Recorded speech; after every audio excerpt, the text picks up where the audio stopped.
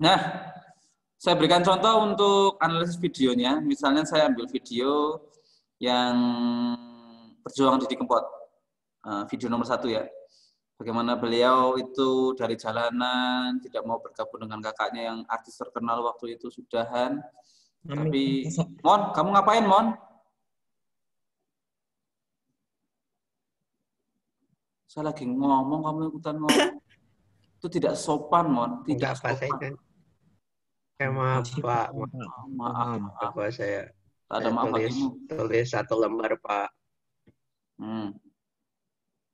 Jadi itu perjuangan Didi Kempot bahwa mengajarkan saya untuk tetap bertahan dalam kondisi apapun dan berkarya tentunya.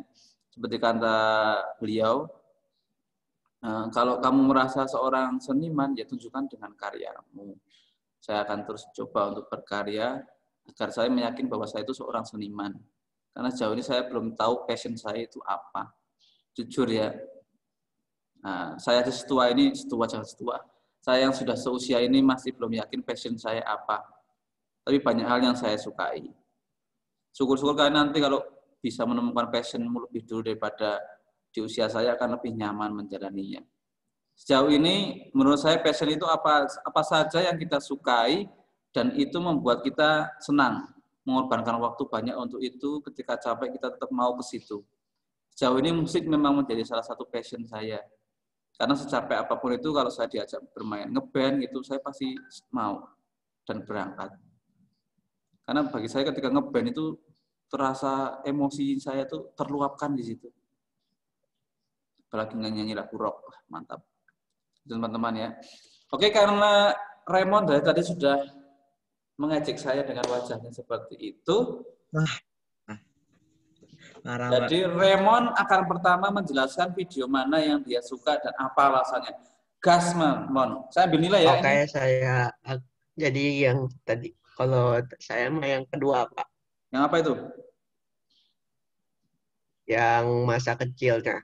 Sama Gimana masa kecilnya? Kurang bahagia? ya kurang bahagia jadinya saya seberapa saya ngambil dari video sebelah juga ya, Pak. Gak apa-apa kan, Pak? Nggak apa-apa, masa kau bahagia mana ya? Ya jadinya ya orang tuanya cerai jadinya. Jadi Kempot ikut sama neneknya atau kakeknya gitu, Bu. Neneknya. Pokoknya sama emaknya. Kalau saudara lainnya ikut sama bapaknya, jadinya ya waktu kecil dia sendirian. Ya, habis itu di sekolah kadang dia suka bolos gitu, Pak. Apa kayak jarang sekolah. Jadinya kan dia nggak mau bohong lagi, jadinya dia jual sepedanya. Jadi buat beli gitar, habis itu dia mulai kadang main di sekolah waktu kelas 4. Habis itu waktu 1980-an dia izin ke bapak sama mamanya ke Jakarta, ya kalau bapaknya mah nggak apa-apa tapi mamanya ya harus berat hati gitu. Jadi waktu di Jakarta dia ya, hidupnya susah kesana kemari biar apa karyanya bisa direkam, kadang harus ke gedung buat mandi gitu, buat cari tanah kosong buat tidur gitu karena nggak ada duit. Ya waktu karyanya udah terekam di TV udah langsung populer.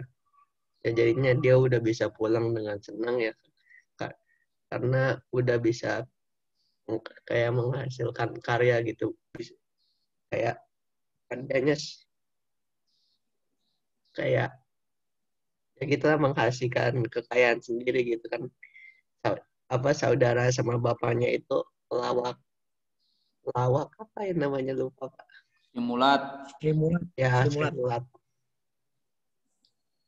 Jadinya dia teh kayak ngikutin jalan sendiri, Pak, nggak mau kayak ngikutin jalan bapaknya atau abangnya. Kadang abangnya ngajak pulang, dianya nggak mau, dia tetap keras untuk menjalankan karirnya sendiri, Pak. Jadinya ya ya ikutin karir aja, Pak, gitu. Ikutin jalan yang diinginkan aja gitu. Intinya apa, Mon? Makna yang kamu dapat?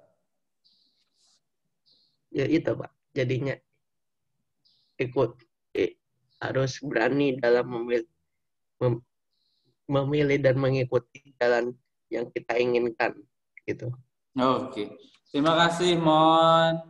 Memang betul kita harus berani mengambil resiko, mengambil pilihan dari sejak dini. Oh ya, sebelum saya lanjut, video-video itu sudah saya tonton dan saya mencari data lebih lengkap sehingga saya berani nge-share ke kalian. Karena sebuah video itu pasti saya tonton dulu, saya analisis agar saya bisa menjelaskan juga.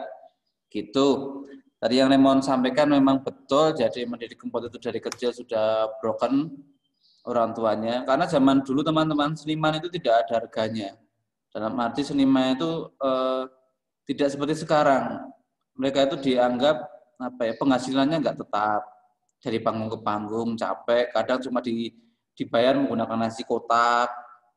Bahkan Didi Kempot sama kakaknya itu ketika bapaknya tampil, cuma makanya yang numpang di pas tampil itu. Sangat menyedihkan lah zaman-zaman itu. Bagaimana seniman itu tidak ada harganya sama sekali.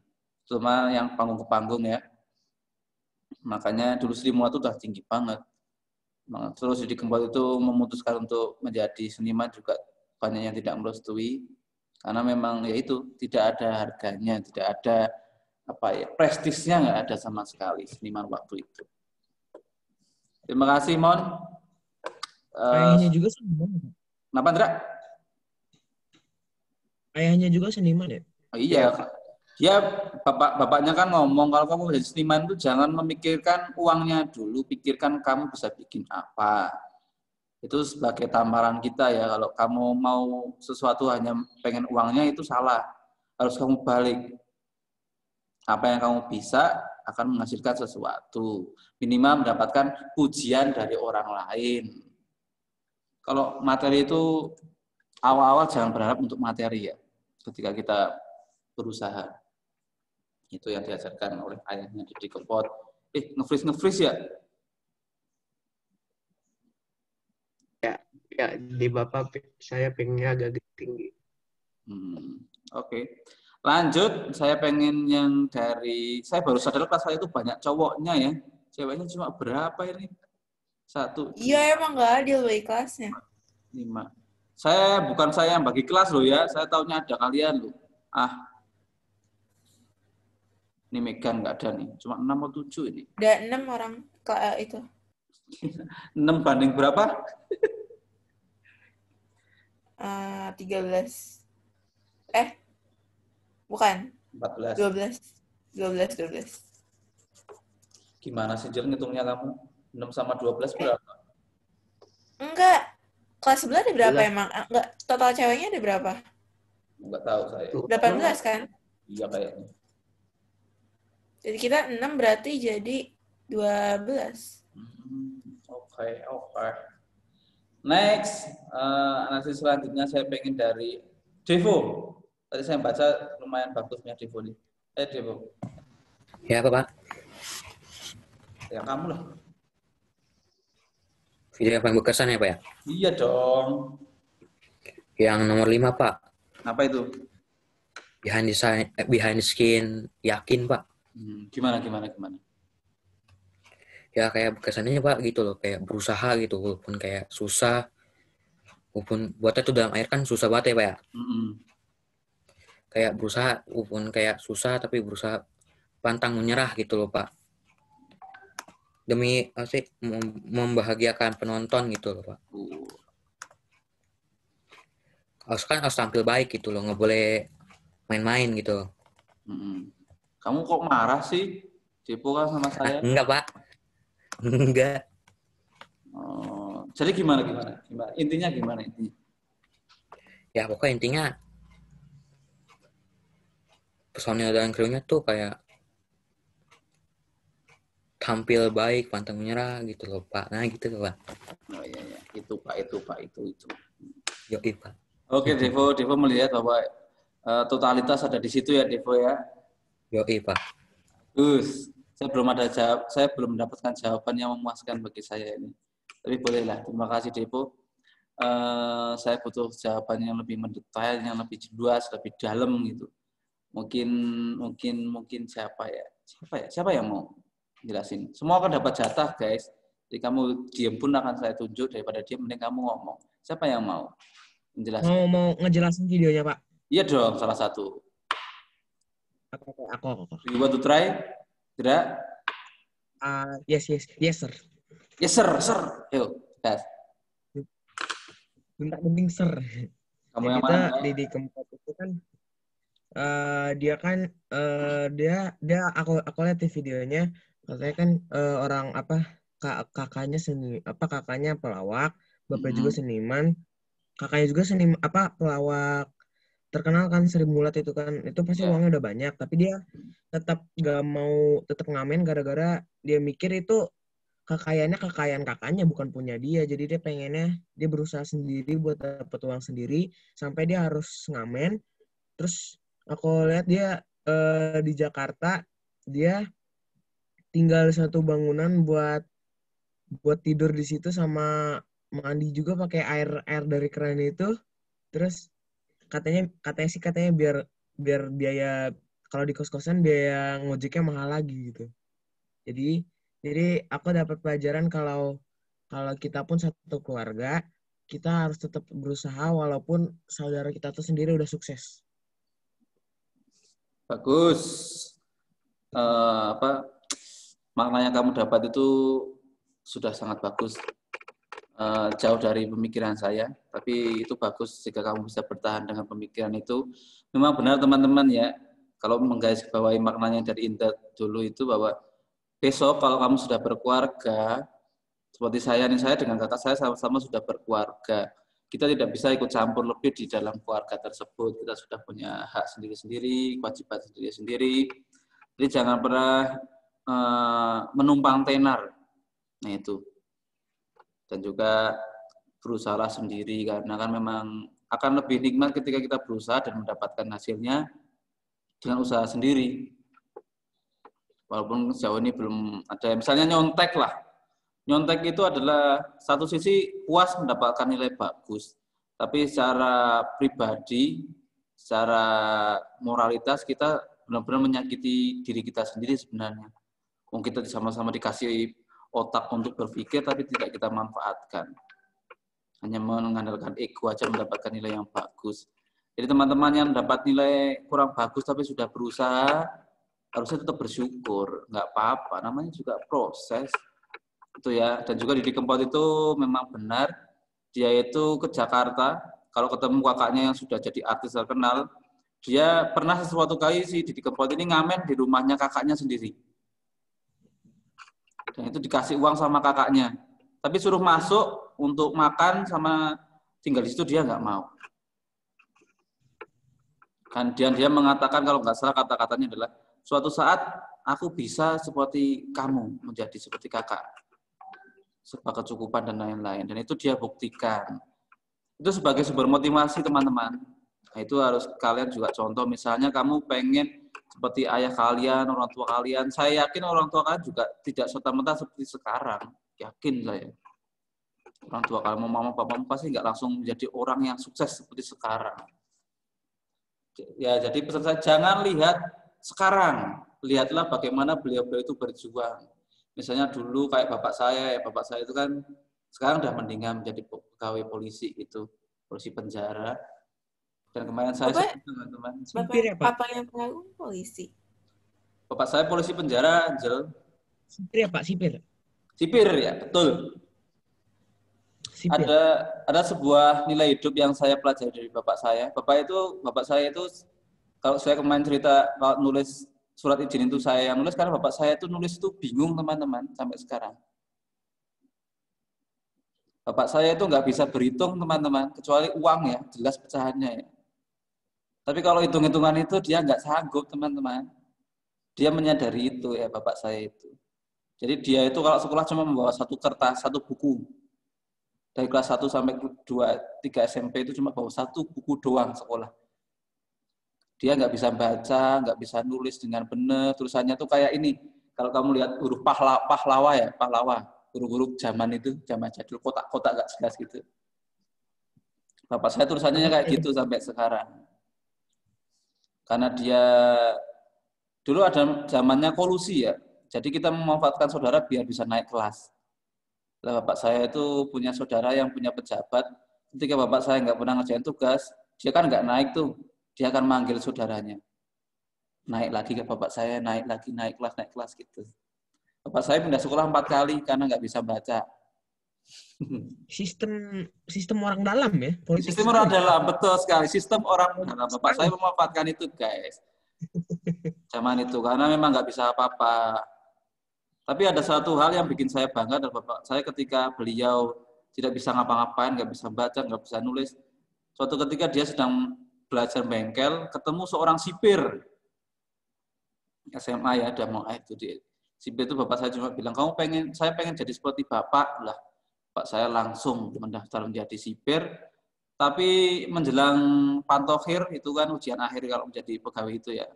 Bapak saya itu mengalami ini, apa tuh kalau di rumah sakit selama sebulan itu namanya apa? Koma. Nah, koma bapak saya. Kenapa? Bapak saya koma karena sakit tipes. Darah tinggi. Oh, tipes. Pak, kakek saya, Pak. Bapak tahu kakek saya koma berapa tahun? Berapa? 2. Gila. Bapak saya sebulan koma di rumah sakit di Semarang, dikira sudah meninggal karena sudah di ujung, nggak ada harapan, nggak ada tanda apa-apa. Tapi puji Tuhan, seminggu sebelum pantokhir benar-benar mulai, bapak saya itu sehat dan menjadi seperti sekarang. Tapi belum sampai situ. Pertama masuk pegawai negeri itu tahun 90 itu gajinya itu lebih banyak tukang becak daripada pegawai negeri seperti bapak saya, guys. Tahun 90-an itu. Makanya tanya sama orang tua kalian, zaman itu pasti nggak ada yang mau jadi tentara dan juga jadi polisi. Di zaman 80-an ya. Karena gajinya nggak lebih banyak dari tukang becak, guys. Sekarang mah udah ini ya. Nah, sekarang semenjak Pak Abdul Rahman Wahid, Gus Dur itu merubah segalanya. Lebih dihargai, gajinya lebih tinggi. Sekarang banyak peminatnya. Makanya saya termotivasi dengan bapak saya. Ada suatu yang kalau rapat tidur, terus kalau ditanya jawabannya benar semua. Sekarang udah enggak ya. Itu kebanggaan saya. Dan ada suatu kejadian sedih kemarin ini, 2 minggu yang lain saya sangat sedih ketika ada teman saya bertemu bapak saya di kantor bapak saya. Kan sedih banget saya. Tahu maksudnya? Tahu. Bapak kan pernah cerita kemarin. Ngerti, Pak. Ya itulah. Saya sedih kalau teman baik saya itu harus tinggal di lapas gitu. Sangat sedih lah. Saya masih kebayang-bayang kalau pas main bareng gitu. Karena saya sering numpang di rumahnya, sekarang dia numpang di kantor bapak saya. Kan sedih banget itu. Emang kenapa di penjara? Timbal balik, Pak. Ya. Dia ditipu temannya. Bilangnya sih gitu. Wah, ini ternyata meeting saya nggak beneran ini. Wah, bohong ini. Aduh. Kasih paham, Pak. Kasih paham. Wah, Zoom-nya cari masalah. Ini katanya bisa lebih. Bohong ini. Bohong. Lanjut. Saya butuh tambahan definisi lagi sama Raven. Kenapa? Video yang mana yang kamu sukai? Video yang terakhir. Yang apa itu? Yang itu, yang ngomong sama siapa sih? Aku lupa. Yang Anji. Oh, Anji. Gimana? Terkesan aja gitu, kan dia juga bukan orang yang berpendidikan tinggi banget kan, si bandnya. Terus dia mampu mempelajari kayak hak cipta, terus yang apa sih itu? Apa ya itu? Yang kopi-kopi itu loh, apa namanya? Copyright. Dia mempelajari terus perkembangan di Indonesia, copyright-nya tuh kayak semakin positif gitu. Aja. Hal positifnya itu? Hal positifnya yang kamu dapat itu kan? Iya. Ya.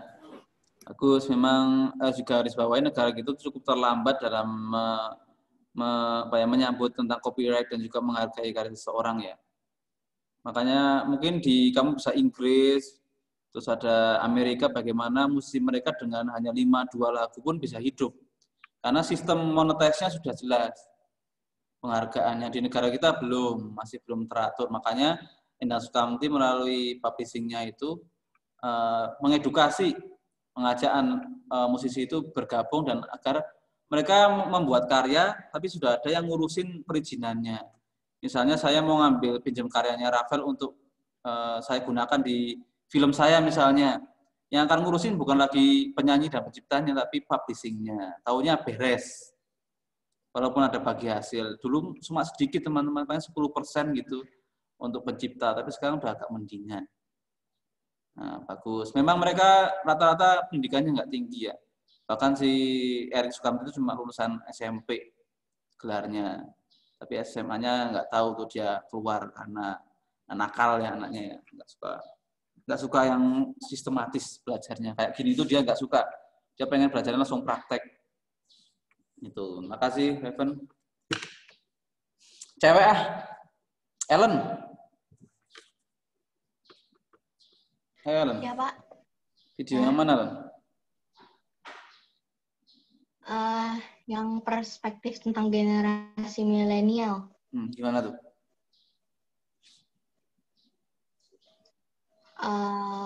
Maknanya apa isi Iya videonya? dong. Menurut kamu, apa yang kamu pelajari dari video itu? Dua-duanya. Iya. Yang dipelajari dari video itu tuh, jadi dia kan ngomongin tentang makna dalam lagunya, terus yang dia bilang dia tuh sad boy. Jadi makna lagunya itu kan sedih banget, jadi banyak anak-anak muda yang suka katanya. Terus habis itu dia pas di panggung suka bukan anak-anak sih, ada remaja nangis-nangis gitu. Terus dia tuh kan ditanyain mimpi apa yang belum kesampaian. Katanya dia tuh pengen bikin lagu nasional buat negaranya. Terus habis itu makna yang saya dapet itu, kalau bikin lagu tuh yang penting maknanya bukan apanya ya, bukan uangnya, penontonnya atau pendengarnya mungkin. Ya uangnya, sense. Gitu? Itu aja sih, Pak. Oke, Ellen, terima kasih. Memang betul. Yang harus kalian tahu juga mungkin bagi seorang seniman pencipta lagu itu hal yang paling membanggakan adalah lagunya ketika dia bawakan lagunya, banyak orang yang ikut menyanyikan dan juga misalnya saya jalan di sekitar sekolah terus ada kalian salah satu siswa menyanyikan lagu sekolah yang tidak sengaja saya bikin gitu, saya akan merasa bangga dalam hati saya. Ternyata ada yang suka, ternyata ada yang nyanyi. Bahkan ketika dicela pun kita sebenarnya seneng ya, seniman itu jujur. Misalnya Tanto tuh lagu apaan sih, Sekolah Sama Triadi. Tapi kan dia ngomongin sekolah lagu itu loh. Dia ngomentarin lagu saya. Berarti kan, wah, sejelek apapun berarti dia komentar, oh berarti Tanto juga pernah mendengarkan kan, karena bisa komen, misalnya gitu. Sejelek apapun itu karya, ada yang komen, itu sudah membanggakan oleh seniman tersebut. Gitu. Jadi memang karya itu tidak semua menganggap bagus dan baik. Tapi kalau ada orang yang bisa mencela dan bahkan memuji, itu akan membuat seniman itu bangga. Apalagi sampai nangis-nangis menghayati gitu. Kalau lagu sekolah itu nggak mungkin sampai nangis-nangis, lagunya seneng. Kalau kamu bisa jingkrak-jingkrak sambil nyanyiin lagu itu, berarti kamu menghargai penciptanya. Lagu SMP Selamat Riyadi, nangis-nangis udah kayak Didi Kempot, Bapak. Iya ya. Di SMP Selamat Riyadi. Nggak mungkin. Mau kamu lagunya tentang kebahagiaan kok sedih-sedih kan aneh. Tapi bisa jadi ya, 5 tahun lagi kamu sudah lulus terus keinget lagu itu, kamu terus nari-nari dan nangis-nangis, siapa tahu, nggak tahu saya juga. Siapa tahu Indra konser nanti di Jamban kan, sambil nangis-nangis kan nggak tahu saya juga. Di Jamban. Yang nonton siapa, Pak? Ya nontonnya itu kotoran-kotoran. Kacau sampai ke situ malah. Ini saya mau terusin, saya nyoba ini biar nanti biar ngomongnya kepotong. Siapa lagi ya? Makan Len yang banyak Len. Jangan ditunda-tunda kalau makan tuh yang banyak, karena menghadapi hidup ini memang terasa berat kalau pagi, apalagi belum sarapan. Apalagi kalau nggak makan itu. Apalagi nggak makan, wah itu mending nggak usah sekolah. Sarapannya apa Pak? Air gitu. Sarapan air sih. Hari ini gue masak guys, jadi santai lah. Sekair. Jadi airnya dikunyah apa bisa makan pakai sumpit, Pak. Saya pulang kampung itu saya menjadi lebih mandiri, guys. Jadi saya masak sendiri, nyuci baju sendiri. Di lagunya Cacahan, siapa sih? Siapa coba? Maggie Z. Cacahan di bukan sih? Bukan ya? Romai Rama. Maggie Z. Masa Allah Romai Rama. Nggak tahu aku nggak. Pak Romai Rama mau collab sama ini Pak Dipa Barus Pak, nggak tahu lagunya gimana dah Pak. Romai Rama tuh mau collab sama Reza Arab deh. Enggak, Dipa Barus Pak, Dipa Barus DJ itu saya bingung ntar hasil akhirnya gimana Pak. Romai Rama jangan salah, dia menyiptain lagu apa aja bisa loh. Ya sih kebanyakan penyanyi dangdut itu bukan langsung dari dangdut sih, langsung bisa dari jazz dulu, pop. Iya. Kalau cita-cita katanya dari jazz Pak. Awalnya dari jazz, abis itu lama-lama ke dangdut. Setelah kita selesai meet ini akan dilanjut dengan Tanto. Lalu ada soundnya. Saya ambil 9 aja hari ini. Nggak usah banyak-banyak. Tanto, soundnya, lalu ada Rafael. Dan ditutup oleh nanti Yuda hari ini. Saya mau ngabisin waktu, apakah ini bisa lanjut atau tidak. Kita cek dulu ya guys. Bentar.